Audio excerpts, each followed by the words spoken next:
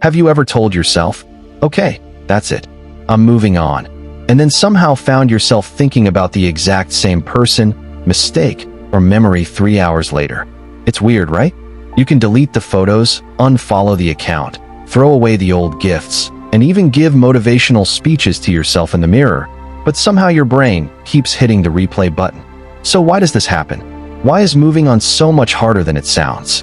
The answer is probably not what most people think. Most people believe they can't move on because they still care too much. But psychology suggests something different. Often, we can't move on because our brain hates unfinished stories. Think about your favorite TV show.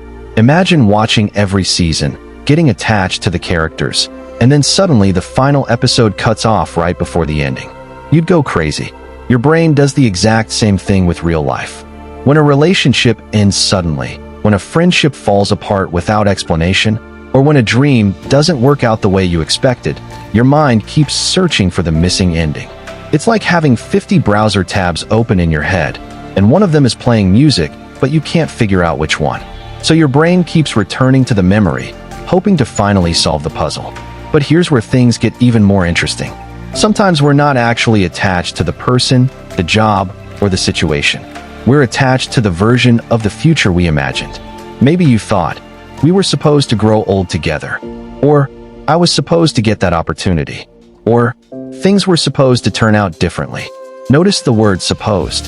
A lot of emotional pain comes from arguing with reality. Reality says, this happened. Our mind says, yeah, but it wasn't supposed to. And that argument can go on for months or even years. Here's a funny example. Have you ever accidentally dropped your phone and then stared at it for 10 seconds before picking it up? For some reason, your brain thinks staring at it will magically reverse time. That's kind of what we do emotionally too. We keep looking at old memories as if one more thought might somehow change what already happened. Spoiler alert, it won't. Another reason we struggle to move on is because familiar pain feels safer than unfamiliar freedom. That sounds strange, but think about it. Even if something made you unhappy, it was familiar. You knew what to expect. The future, however, is uncertain. And the human brain is not a huge fan of uncertainty. So sometimes we cling to old pain simply because it feels predictable.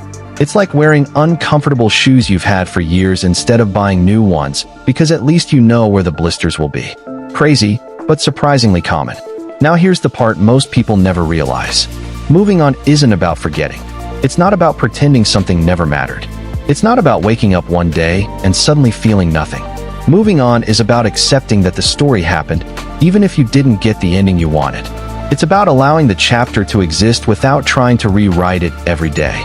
And once you stop demanding a different past, something interesting happens. Your brain slowly stops treating the memory like an unfinished task. The emotional grip starts to loosen. Not overnight, not instantly, but little by little. The truth is, the real reason we can't move on isn't because we're weak. It's because our minds are searching for closure, certainty, and answers. But sometimes closure isn't something we find. Sometimes it's something we decide. And the moment you stop waiting for the perfect explanation, the perfect apology, or the perfect ending, you finally create space for a new beginning. So if you've been stuck on a memory, a person, or a chapter of your life, remember this. The goal isn't to erase the past.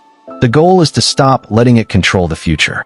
Because the next chapter can't begin if you keep rereading the last one.